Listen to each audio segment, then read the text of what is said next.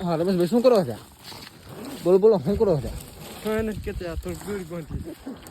દોડી મોઢે અમારા હાથના કારણે કાગળ નાખવા પહોંચીએ આપણે ભરતભાઈ તો નાખો હોય ગયા ઓ આપણે યુટ્યુબ સ્ટાર ભરતભાઈ